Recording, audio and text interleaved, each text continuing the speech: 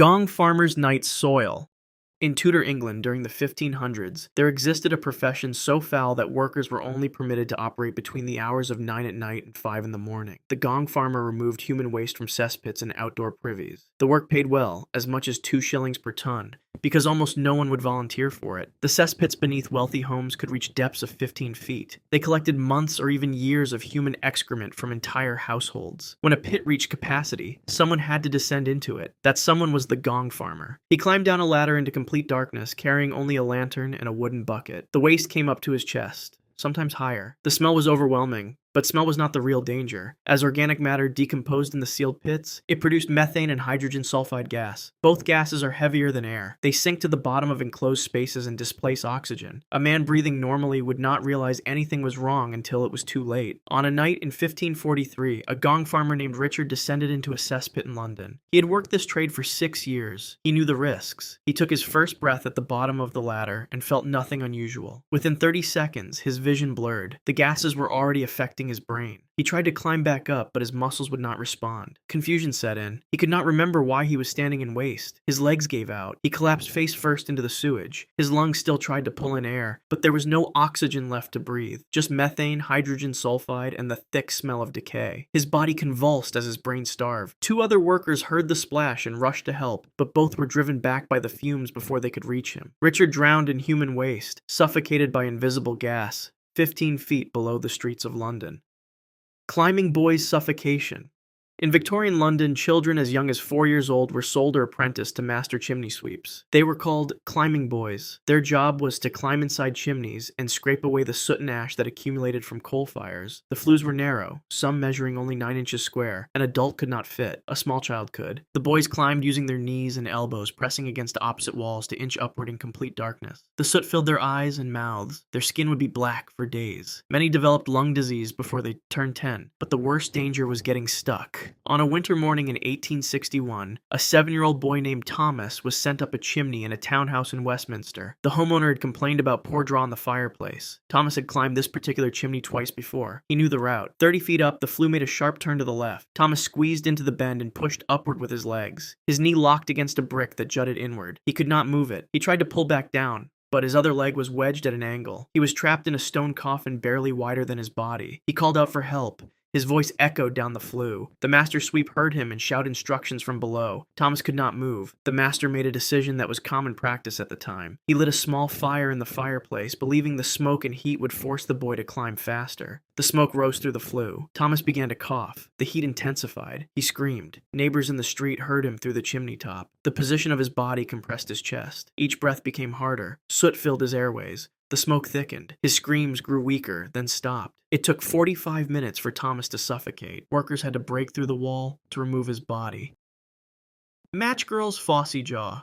In the 1880s, young women and girls worked 12 to 14-hour shifts in the match factories of London. The largest was Bryant and May, where hundreds of workers dipped wooden sticks into a paste containing white phosphorus. This chemical made the match heads ignite with a single strike. It also poisoned everyone who handled it. The phosphorus came as a fine powder that hung in the air of the factory floor. The women breathed it in with every breath. It coated their hands and faces. When they ate their meals without washing, they swallowed it. The factory owners knew the substance was dangerous, but did nothing to protect the workers. Complaints were met with threats of dismissal. The first symptom was usually a toothache. Then the gums would swell and turn dark. By the time a worker realized something was seriously wrong, the phosphorus had already begun destroying the bone itself. The medical term was phosphorus necrosis. The workers called it Phossy jaw. A 16-year-old girl named Sarah worked at Bryant and May for 2 years. In 1887, she developed pain in her lower jaw. Within a week, her face had swollen grotesquely on one side. The skin split open and released a mixture of pus and fragments of rotting bone. The smell was unbearable, a combination of decay and sulfur. Her coworkers could smell her from across the room. At night, her jaw glowed faintly green in the darkness. The phosphorus was still active in the necrotic tissue. She could no longer eat solid food.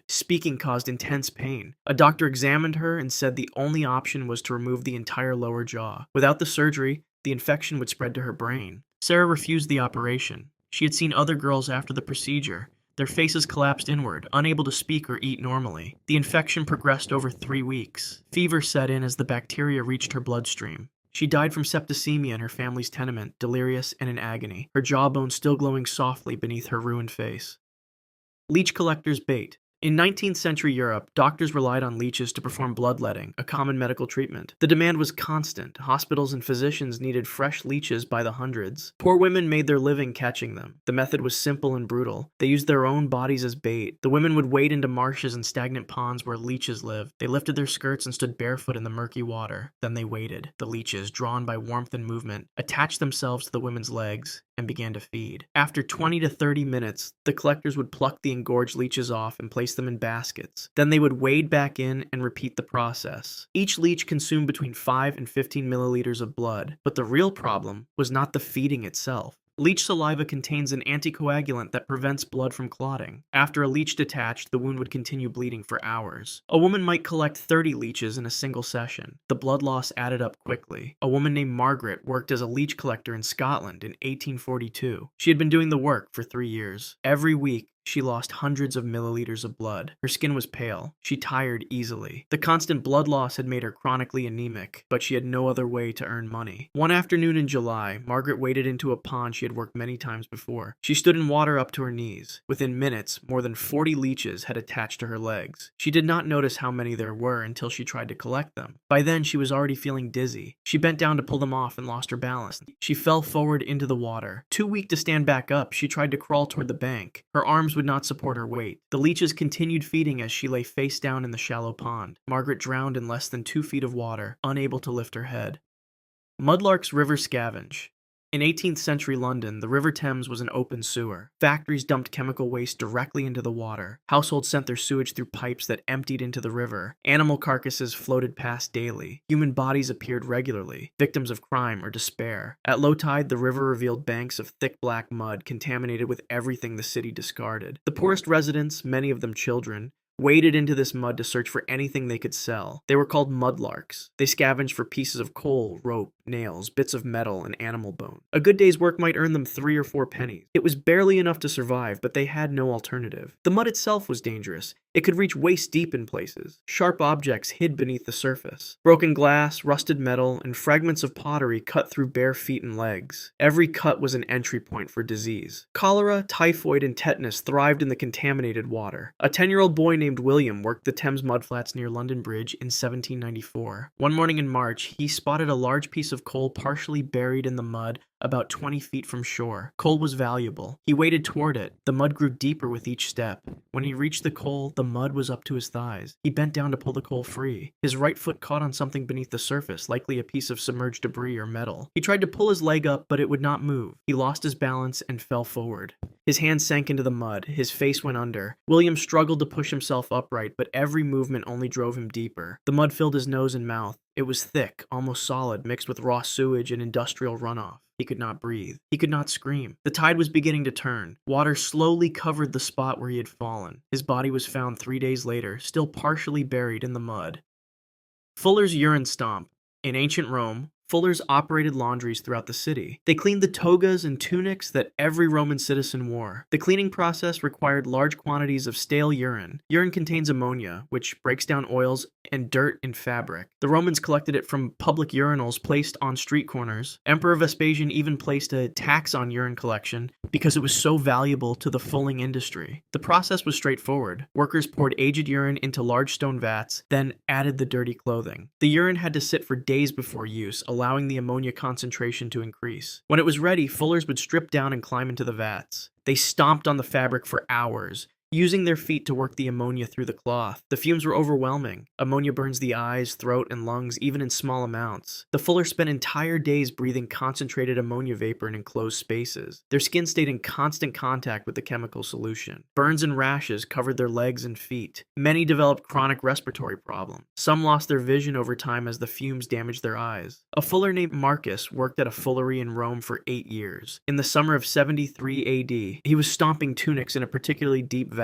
The heat made the ammonia vapors even stronger. The air in the fullery was thick with chemical fog. Marcus lost his footing on the slippery fabric beneath his feet. He fell backward into the vat. His head went under the surface. He inhaled pure ammonia solution. The chemical seared his airways instantly. His lungs tried to expel it, but only drew in more. The concentrated ammonia burned through the delicate tissue of his throat and lungs. 2 other workers pulled him from the vat within seconds, but the damage was already done. Marcus gasped for air, but his throat had swollen shut. Fluid began filling his lungs, a condition doctors now now call chemical pneumonitis. He suffocated slowly over the next 4 hours, his chest heaving uselessly as his lungs drowned from the inside.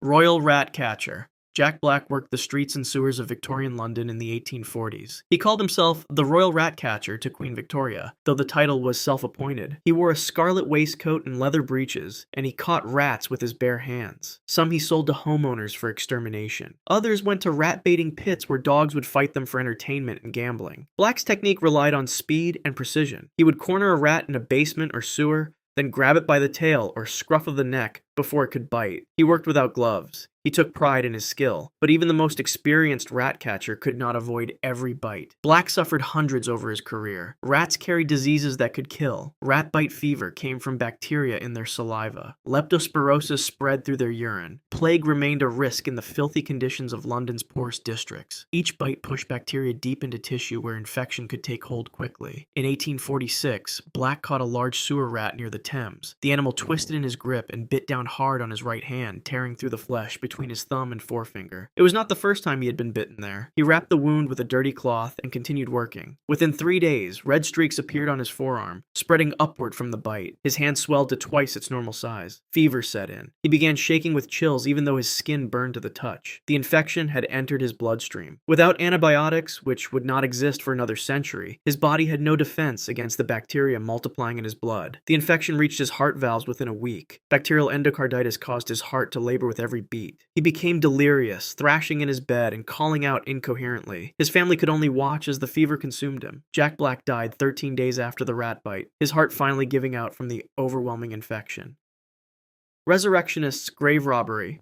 In 19th century Britain, medical schools needed fresh corpses for anatomy students to dissect. The legal supply could not meet demand. A black market emerged. Men called resurrectionists dug up recently buried bodies and sold them to surgeons. The work paid well, £8 to £10 per corpse, but it came with serious risks beyond arrest. The resurrectionists worked at night in teams. They targeted graves less than 48 hours old, before decomposition made the bodies unusable. They could uncover a coffin in 2 to 3 hours if they worked quickly. Breaking the lid open released the smell of death and whatever diseases the person had carried in life. The danger was invisible. Many infectious diseases remained active in corpses for days or even weeks after death. Smallpox, tuberculosis, and cholera could all spread from the dead to the living. The resurrectionists handled these bodies with bare hands, pulling them from coffins and hauling them through graveyards. They breathed in the air that rose from opened graves. If they had any cuts on their hands, pathogens entered directly into their blood. In 1812, a resurrectionist named Thomas worked with a gang in London. One night in August, they exhumed a woman who had been buried that morning. No one told them she had died from cholera. Thomas grabbed the body under the arms to lift it from the coffin. His hands touched her face and clothing. He inhaled deeply as he worked, pulling the corpse up through 6 feet of dirt. Within 12 hours, Thomas felt the first symptoms.